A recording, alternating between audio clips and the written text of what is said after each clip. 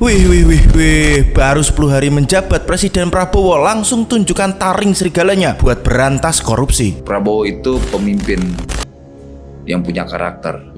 Dia adalah serigala sebenarnya.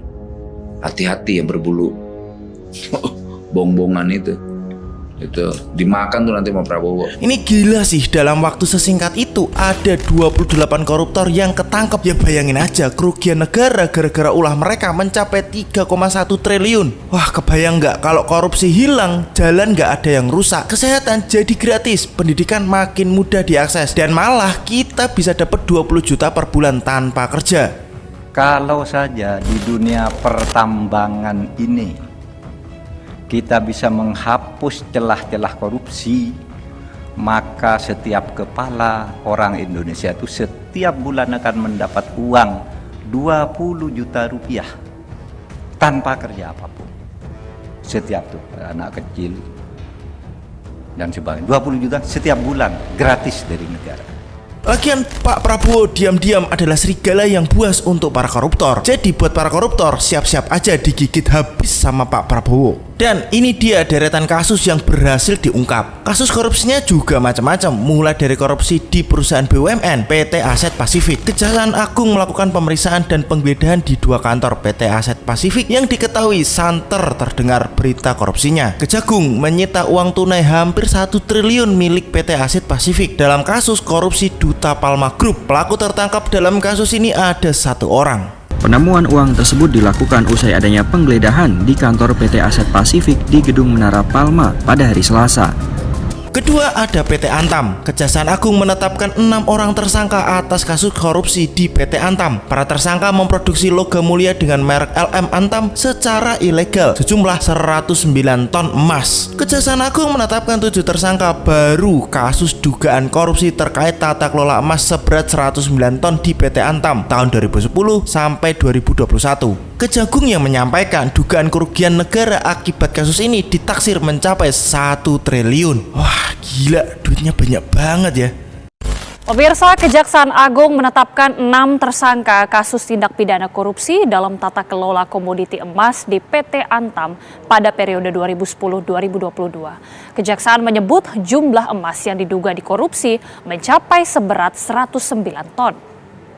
Ketika korupsi dana desa, tak hanya pejabat tinggi dan terkenal di instansi besar, seorang kepala desa dan sekretaris desa Talang Renah Kecamatan Air Besi Kabupaten Bengkulu Utara nggak luput dari operasi tangkap tangan atas dugaan korupsi dana desa senilai 780 juta. Pelaku yang ditangkap ada 2 orang. Nah ini nih, kalau di dana desa kalian nggak ada pembangunan atau macet pembangunannya, nggak ada perubahan, nah kemungkinan duitnya bisa dimainkan atau untuk kepentingan pribadi. Jadi buat kalian bisa lapor aja ke sosmednya Pak Prabowo atau langsung ke adminnya Gerindra langsung biar ditangkap-tangkepin tuh para koruptornya. Nah, kita bantu Pak Prabowo dalam meringkus tikus-tikus berdasi ini. SA Kades Talang Renah Kabupaten Bengkulu Utara bersama anaknya GU yang merupakan sekretaris desa ditetapkan sebagai tersangka kasus tindak pidana korupsi oleh penyidik Satreskrim Polres Bengkulu Utara.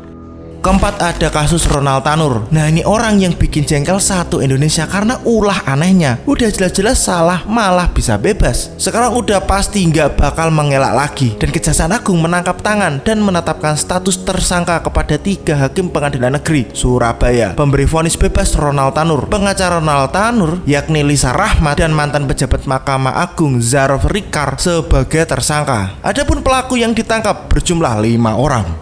Kelima ada korupsi Tol Padang Pekanbaru. 12 orang ASN ditangkap Kejaksaan Tinggi Sumatera Barat dalam kasus dugaan korupsi terkait pengadaan lahan untuk proyek pembangunan Tol Padang Pekanbaru dan rugikan negara sejumlah 27 miliar. Pelaku yang tertangkap ada 12 orang. Tim penyidik melakukan pemeriksaan terhadap para tersangka. Berdasarkan bukti permulaan yang cukup, maka penyidik langsung melakukan penahanan rutan terhadap 2 orang tersangka dan 9 orang tersangka dilakukan penahanan kota. Keenam, kasus korupsi dana hibah NPCI. Anggota DPR Solo Kevin Fabiano ditahan oleh Kejaksaan Tinggi Jawa Barat sebagai tersangka korupsi dana hibah NPCI National Paralympic Committee Internasional senilai 122 miliar. Gilanya ini tuh para difabel yang mereka curangi. Itu nalurinya mereka tuh di mana? Pemirsa, salah satu anggota DPRD Solo dari fraksi PDIP, Kevin Fabiano, ditahan pihak Kejaksaan Tinggi Kejati, Jawa Barat atas kasus dugaan tindak pidana korupsi penyalahgunaan dana hibah National Paralympic Committee. Ketujuh, ada korupsi impor gula. Kejaksaan Agung menetapkan Thomas Trikasih Lembong atau akrab disapa Tom Lembong sebagai tersangka kasus dugaan terkait kebijakan impor gula pada tahun 2015 dan rugikan negara hingga 400 miliar. Jadi ya wajarlah kalau Pak Prabowo bisa dapat 3,1 triliun untuk negara. Yang jelas saat ini pemberantasan korupsi di Indonesia semakin intensif. KPK sebagai lembaga yang independen terus bekerja sama membanting tulang demi mengungkap dan menindak pelaku korupsi di berbagai tingkatan. Dan ini nih jadi bukti nyata komitmen pemerintah dalam memberantas praktik korupsi yang merugikan negara dan masyarakat. Presiden Prabowo telah menegaskan bahwa setiap tindakan penegakan hukum yang dilakukan oleh KPK harus berdasarkan bukti-bukti yang kuat dan sesuai dengan koridor hukum yang berlaku. Hal ini menunjukkan bahwa pemerintah serius dalam membangun tata kelola pemerintah yang baik dan bersih, serta menjunjung tinggi prinsip keadilan bagi seluruh warga negara. Ini baru permulaan ya guys. Katanya sih masih banyak lagi koruptor yang lagi ngantri buat diadili. Jadi kita sebagai warga negara harus dukung terus upaya Pak Prabowo memberantas korupsi. Jangan sampai negara kita terus-terusan dirugikan oleh oknum-oknum yang tidak bertanggung jawab. Tapi nih, kalian pada nyadar gak sih sebelum Pak Prabowo keliling ke berbagai negara buat narik investor, Pak Prabowo menangkap koruptor-koruptor baru keliling berbagai negara. Rasa-rasanya tuh ya, ini tuh kayak salah satu cara biar investor percaya sama Indonesia. Kalau pemerintah sekarang menjunjung tinggi kejujuran dan bener-bener anti korupsi. Ya ibaratnya kamu mau minjemin duit ke temenmu, tapi duit yang diutangi malah digunakan dengan tujuan yang berbeda. Ya bilangnya berobat malah dibuat dugem. Kan gak tanggung jawab namanya. Ya kali mau minjemin duit ke orang yang model begitu. Ya jelas gak akan ada yang mau minjemin. Tapi akan berbeda kalau yang dipinjemin itu orangnya yang jujur dan bisa dipercaya. Pasti ngasih duitnya juga santai. Nah itu tuh yang dilakukan sama Pak Prabowo. Biar investor pada percaya kalau pemerintah itu amanah, ya Pak Prabowo bersih-bersih. Ya terlepas ini cara buat gandeng investor, pemberantasan korupsi itu ya penting. Hal utama yang bisa kita rasakan ya udah pasti bisa bikin negara kita jadi maju. Kalau korupsi udah nggak ada, uang negara bisa digunakan untuk pembangunan infrastruktur, pendidikan, dan kesehatan. Jadi hidup kita bisa jadi lebih baik. Dampak yang lain seperti keadilan bisa ditegakkan. Kalau koruptornya ditangkepin, udah pasti hukum berjalan seadil-adilnya. Dan pastinya para koruptor dibikin jerat dengan perampasan aset atau pakai cara Cina juga bisa sih. Kalau bisa.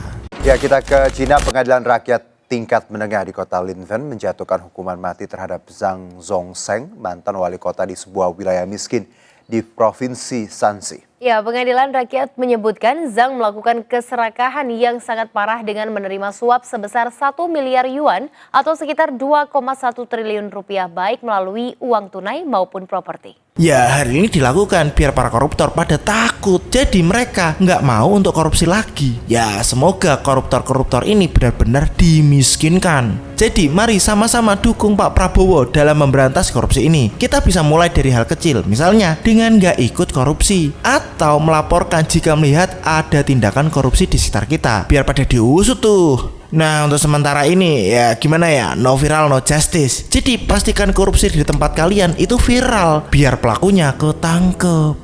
Gimana menurut kalian? Apakah korupsi di Indonesia ini bisa diberantas? Apa malah ini jadi kasus yang nggak bakal ada habisnya? Cuma buka kotak Pandora aja. Jadi masalahnya makin rumit saking banyaknya yang kebongkar dan sampai kemana-mana. Dan ini malah jadi negara jadi nggak jalan. Yaitu tadi karena terlalu banyak yang korupsi. Saya kira kalau kita mau membongkar itu bisa meledak karena kaitan-kaitannya banyak nih. Si A, si B terkait dengan kasus ini, si B, si C dengan kasus ini dan sebagainya. Bubar negara, Pak. Ya bubar negara. Oleh sebab itu kita mungkin tidak perlu ke situ, tidak usah buka kotak Pandora karena itu pasti tidak sulit untuk membuktikan meskipun kita tidak harus menyebut orangnya dulu, ya kan? Ya betul. Tidak sulit. Itu kan hasil KY itu kan punya instrumen untuk melakukan penyelidikan langsung. Pak, berarti kalau Bapak ngomongnya begini, Pak Prabowo sebagai presiden, dia kan janji bersih-bersih dan sebagainya. Pak Prabowo bersih-bersih tapi pusing juga nih Pak Prabowo. Pusing juga. Wah, tulis pendapat kamu di kolom komentar ya. Jangan cuma jadi penonton, share video ini biar makin banyak yang tahu pentingnya berantas korupsi. Kamu juga bisa bantu dengan like dan subscribe channel ini. Terima kasih udah nonton dan ini Relung Nalar.